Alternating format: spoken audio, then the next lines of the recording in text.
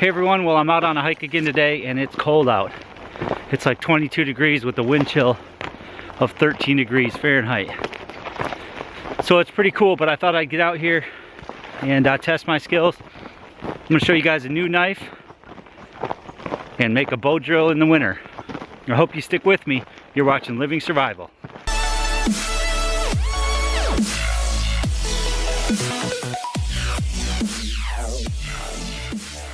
Alright guys, today we're taking a look at the Spear-1 knife from Wallace Edge Tools. Now this is a very cool knife. You got a drop point on the front, flat grind there, CPM 3V steel, some nice jimping up top. I don't mind the jimping, it's not aggressive at all, so I don't mind it there. And in my testing I actually found it useful for carving and things like that, things that this knife excels at. You can see the handle there, I believe it's G10. It's very beautiful. Everything is just very rounded and smooth, no sharp edges anywhere. You can see it has a copper divot there for a bow drill fire, so that's something that really interested me about this knife. And then of course you've got a lanyard hole in the back, 5.5 inches on the blade, and I believe it's about 11.5 inches overall.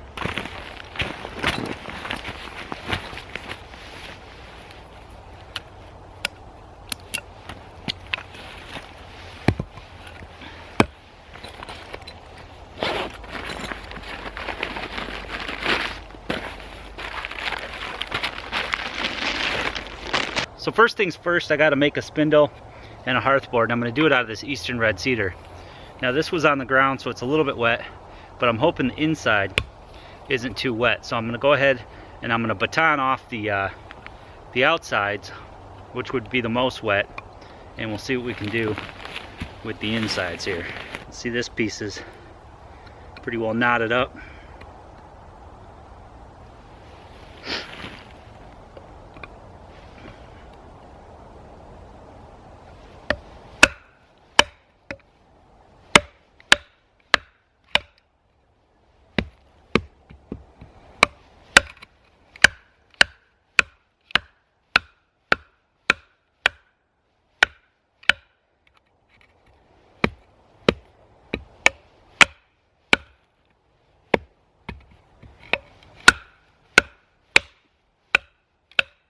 Going to be a good test for this CPM 3V, that's for sure.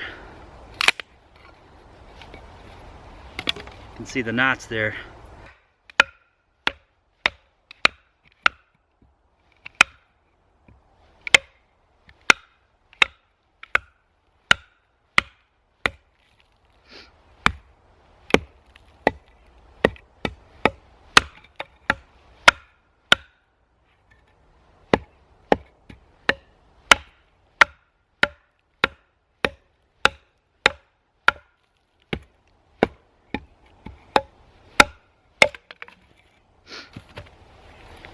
Two more knots at the bottom there.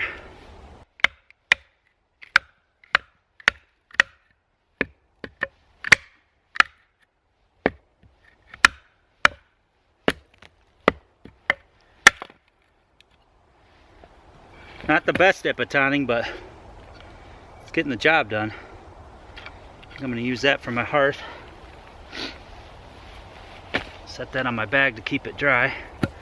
Look at the pretty color of that Eastern red cedar. Alright, so I don't know about a spindle out of this, but try and get something here.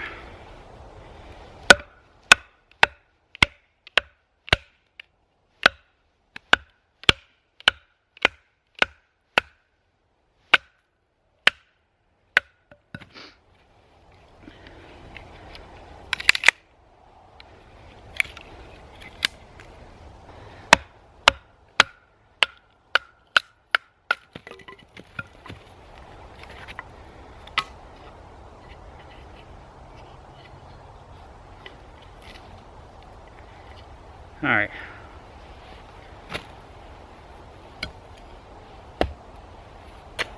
So while I'm rounding out this spindle here, let's talk a little bit about this knife. It's called the Spear-1.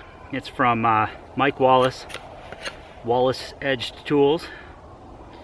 And it's really nice. I like the design of it. It's very lightweight. It's CPM 3V steel. It's got a wicked edge on it.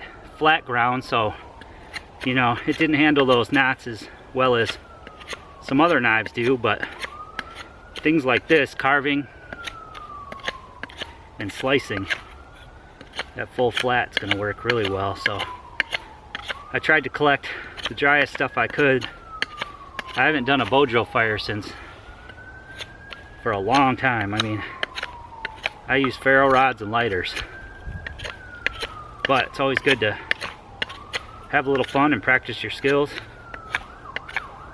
Definitely a good way to stay warm in the winter, that's for sure. So this knife is doing a good job of carving that flat ground. It's a 5.5 inch blade and 11 1/8 overall. So good size. It's got kind of a drop to the handle here. Give you guys some close-ups. But what drew me to this knife, in addition to it being a gauntlet knife, is that they put a copper divot ring in there specifically for a bow drill fire. Now I've owned several knives that have had a divot like that, but I've never used them as a bearing block. So this will be the first time that I've done that. Alright guys, so I got my hearthboard here and I got my spindle. It's hard in the snow to keep everything dry, but I got my bow, put some paracord on it,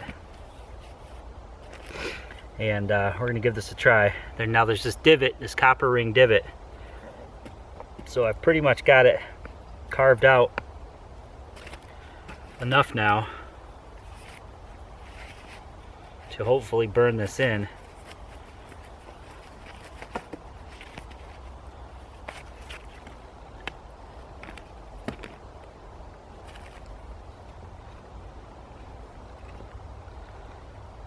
Now right off the bat, I just don't like the way it feels in my hand. Not to mention it's a knife.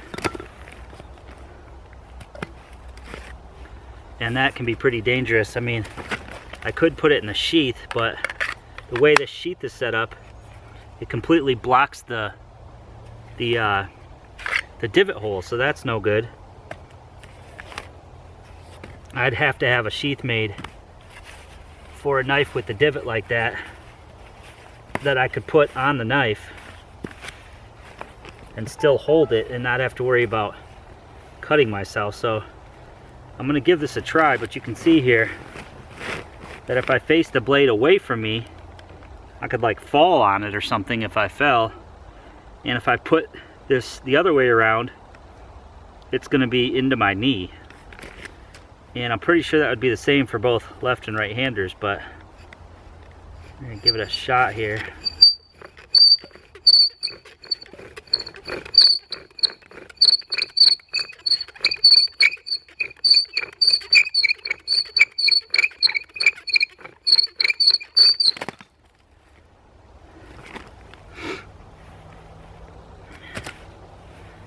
Everything's just so wet. I really don't think this is going to work, but mainly I just want to feel how the knife feels in doing it. And it's not too bad. I mean, the divot definitely works. Too high up here. The divot definitely works. It just feels a little unsafe to me.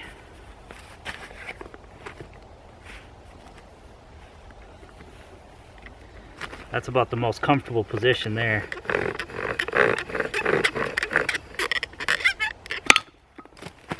String keeps walking up my spindle.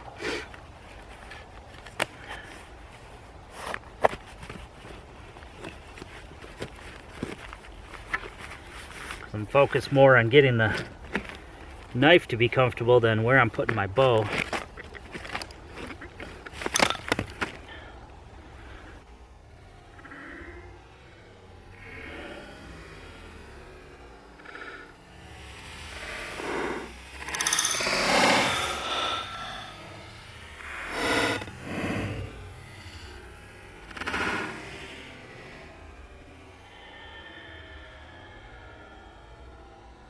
Case in point right there. Spindle just flew out and just got nicked by the knife. So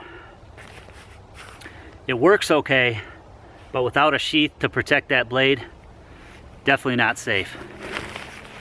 Alright guys, well, I wanted to try, and I did on my way in here collect a whole bunch of tinder.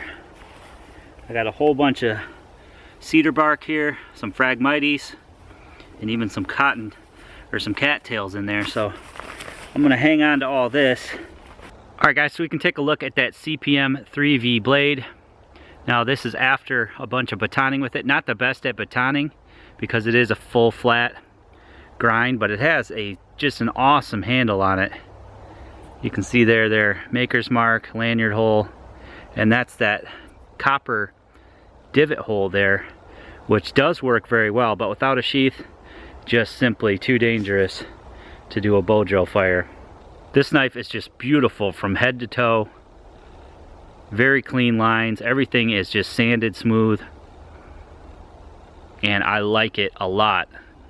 Alright guys, so I hope you enjoyed taking a look at the Spear-1 from Mike Wallace. Unfortunately, I couldn't get the bow drill done.